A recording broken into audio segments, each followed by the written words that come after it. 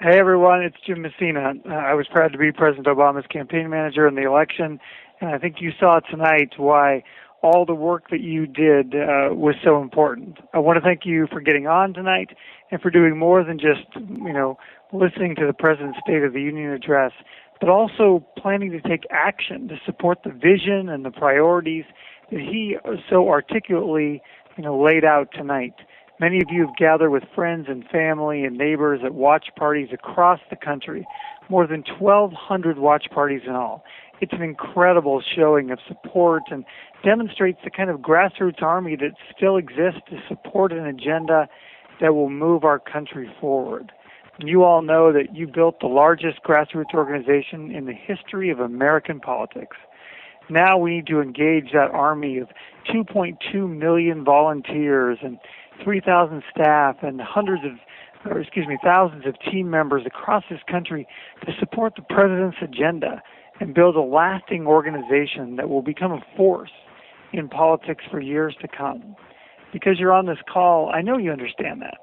And I want to thank you for recognizing that the fight didn't end on Election Day.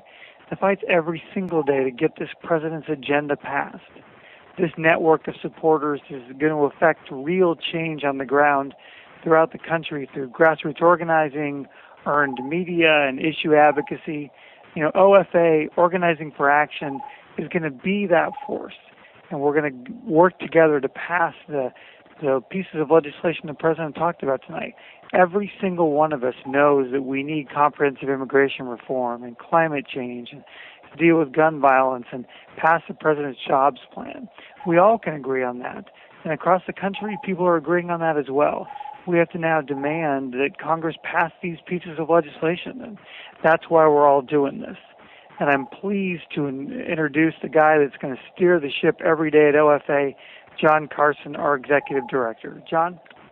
All right. Thank you so much, Jim. Hi, everybody. This is John Carson. I'm the new Executive Director of Organizing for Action, our new organization that started just 3 weeks ago. And as Jim said, though, this effort is really just an extension of the movement that you have all started and been a part of for years. I was there back in those very cold early days in Iowa that the President won. I went on to serve as the National Field Director for the President in the 2008 campaign. And I've been very honored these last 2 years to serve him again in the White House as the Director of Public Engagement. But I could not be more excited to be talking to all of you as we kick off this Organizing for Action effort. Now, you all know that real change is hard. You know that. You know it requires both great leadership, like we saw in our President, and a collective effort from all of us to make it happen.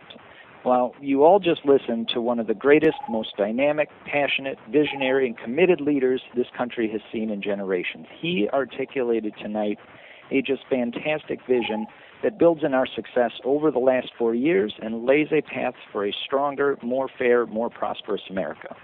Now, on jobs, on the minimum wage, on climate change, reducing gun violence, immigration reform, his plans and calls to actions were inspiring. And they should inspire us not only to stand with him, but to take action with him.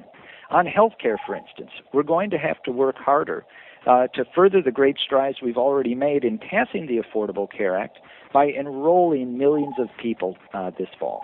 And on jobs, we're going to need your help to advance the key proposals that the President laid out tonight, from rebuilding our infrastructure to raising the minimum wage to $9 an hour. Now, this will help us build on and accelerate an economy that has already seen private sector job growth for 35 straight months now.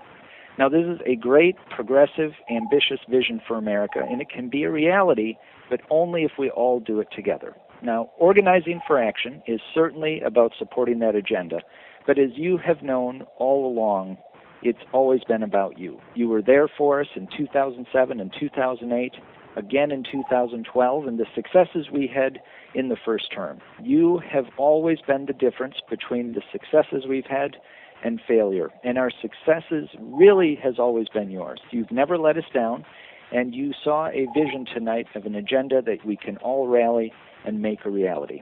Now, here at OFA, we want to continue to support all of you so that you can make that impact. That means we need to work with you to maintain those teams of supporters who are organizing in your own communities, folks you are probably sitting at a house party with tonight. neighbor to neighbor, which we all know from elections to issue organizing is the most powerful way to communicate a message and to make a call to action real. We need you to provide training and material support so that you have the tools that you need to make a real impact. We will provide that training and that support. And we also know that as we get this started, we need to keep listening to you, to figure out what's working, to figure out what matters to you in your community. Now, we'll keep doing all those things, and if you join us and are a part of Organizing for Action, bring your neighbors to it, bring your fellow team members, bring those volunteers you worked with on the campaign. I promise you that the vision that the President laid out tonight and more can be a reality. We can make it happen. We can take the President's call to action on climate change, that conversation he started tonight about explaining to our neighbors that what we've seen in the weather these last few years is not just a coincidence. We can take action in our communities, and we can support the President when he does actions, when he does executive actions to make a difference on reducing climate pollution. You heard the President's call to action tonight that no one, including a 102-year-old voter in Florida, should have to wait in line for 6 hours, that in a great democracy like ours, we can all work together to make a difference. And on jobs. Jobs, I think, is an issue that has brought so many of you to be a part of this campaign, and I hope that so many of you will help organize around the President's agenda that he laid out tonight on jobs. We will need your help. He talked about infrastructure. The President laid out an American Jobs Act just 2 years ago that Congress has still yet to take action on when it comes to rebuilding our infrastructure. We will need you to take action locally, to take this debate down from a macroeconomic discussion and make sure people understand that this is about rebuilding the bridges in your backyard, making our roads and highways and bridges safer. That's the kind of work that we'll be doing together with Organizing for Action. By taking these national level debates and explaining to people what it means in their communities, what it means in their backyard, that's how we'll win these fights. The President talked tonight about how just today, for instance, the Violence Against Women Act has passed in the United States Senate, and he demanded that the House of Representatives take action. This is a good example of the challenge that we face and the opportunity we have on so many of these issues. You see, the Republicans do not have a good message on why they're not passing the Violence Against Women Act. That's not the question. There's a clear argument, and everyone who discusses it agrees we must reauthorize the Violence Against Women Act. But see, that's not the question. The question is back home in their districts. Will anyone call out these members of Congress for not passing something as simple as the Violence Against Women Act? Will we work together to write letters to the editor, to call these members of Congress, to hold events, to get earned media on the local news, on the radio, to talk about why issues like the Violence Against Women Act need to be reauthorized? And another example that the President laid out tonight, the demand for a comprehensive immigration reform, is exactly the kind of issue that we can make a difference on together through Organizing for Action all around the country. What we need to see to pass a comprehensive immigration reform is those stories of those young immigrants who want to help create a vibrant economy in our country, who want to be entrepreneurs, who want to be doctors, who want to be nurses. We need to lift up those stories in our communities, to take this from a national generic debate to what it would mean in people's backyards. And we need to find those unusual allies and lift them up, those faith leaders that you worked with on the campaign, those local business leaders who have been a part of this movement from the beginning, to show that there is broad-based support on all of these issues. And finally, I will mention an issue that the President closed with tonight, the need to reduce gun violence, and a simple call to have a vote, that Gabby Giffords deserves a vote, that families from so many of these communities who have suffered terribly from gun violence deserve a vote on background checks, deserve a vote on taking weapons of war out of our streets. You see, again, there is no good argument for not fixing the gun show loophole. There is no good argument for not simply asking background checks for anyone who would purchase a weapon in our country. But the question is, will we have that argument? Will we bring that debate to every corner of this country to the backyard of every member of Congress and put them to action. So what I'd like to do at this time to talk a little bit more about how we are going to organize while we wait for our special guest who will be joining us here in a minute. I'd like to introduce to all of you one of our first new hires. Hello?